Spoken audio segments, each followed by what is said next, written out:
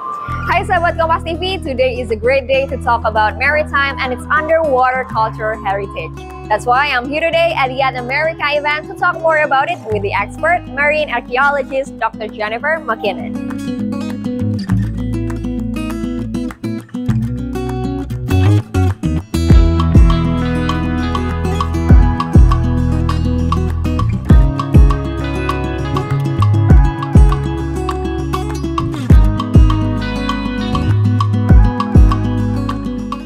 Hai sahabat Kompas TV, so here I am, Salsabila Mutia, a digital journalist for Kompas TV. I am beyond honored to be here today with Dr. Jennifer McKinnon.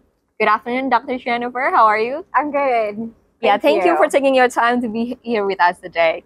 So, Dr. Jennifer McKinnon is a renowned U.S. historian and maritime archaeologist whose work in preserving underwater cultural heritage has made a significant impact.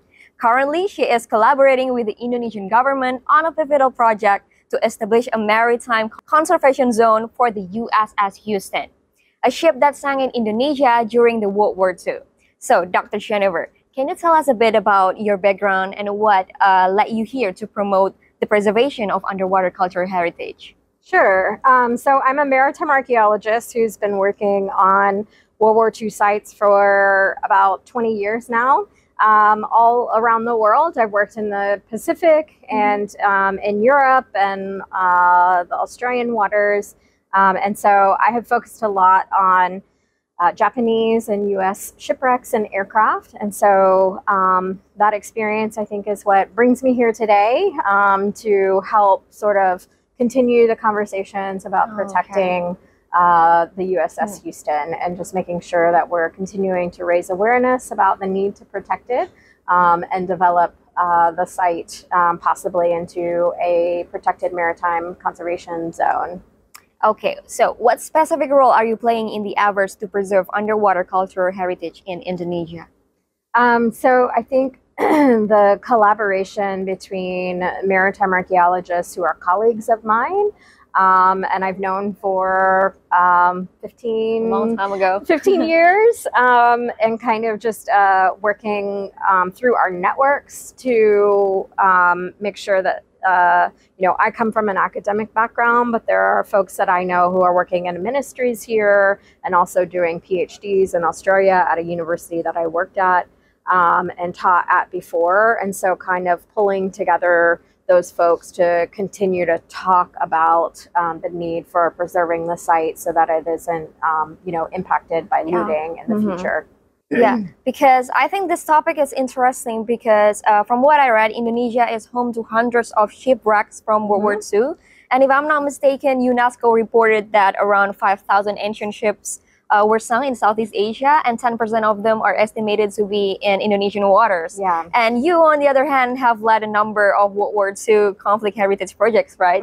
So could you share more about this? Like, what's actually going on under the sea because of this conflict? Yeah, so there's so much more to explore. We only have a certain amount of sites that have been identified. And so you can't protect or manage sites unless you know where they're at. So you have to know first what you have. And so generally, like, our first step as archaeologists are to do surveys to look for sites, right? And then, understand the sites, identify them, and try and connect them to a battle or an engagement is important. And then the next steps are, how do we protect those sites and thinking about how they'll be there for future generations, because what we have today is all we'll have of World War II sites. They're not, they're a non-renewable resource. We're not making more World War II sites. So it's important that we take care of the ones that we have.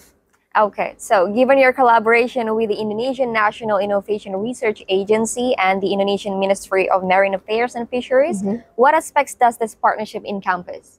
So we've just been having a lot of meetings about, where agreements are in terms of the agreements between the U.S. and Indonesia and what the next steps are going to be. There's not only potential for, government to government partnership, but there's also a network of maritime archaeologists in Indonesia, as well as folks like me who are interested in the research from an academic perspective that can partner and potentially look for funding sources to find more sites, promote the sites, and promote preservation. Okay. And what challenges do you anticipate in managing underwater cultural heritage here in Indonesia? So the main thing is these sites are out of sight. You know, they're underwater. So it's really hard to imagine a site or protect it when you can't see it. And so setting up a management plan that allows for researchers to go down and research the sites and monitor them is really key. Other, threats are both natural and cultural, which can include everything from huge storms and tsunamis and volcanoes and earthquakes to, small scale looting of the sites, as well as large scale looting of the sites. Impact from fishing also happens as well. There's going to be nets and lines that are all over sites. So there's a range of sort of impacts that we need to take into consideration when we're thinking about how we protect the site into the future. Considering the looting that you mentioned earlier, so the next question will be, how's your plan to engage the local community if they're the one that doing the looting? Right. Yeah. So the wonderful thing about the Indonesian government is that they are already engaging the local communities, right? So we saw from and we've seen from Nia's presentations, but also her research, that she's working with local fishing communities to raise awareness and do education programs for school children, as well as people who are actively out on the sites. And that is the best case scenario. That's best practices in management, is education.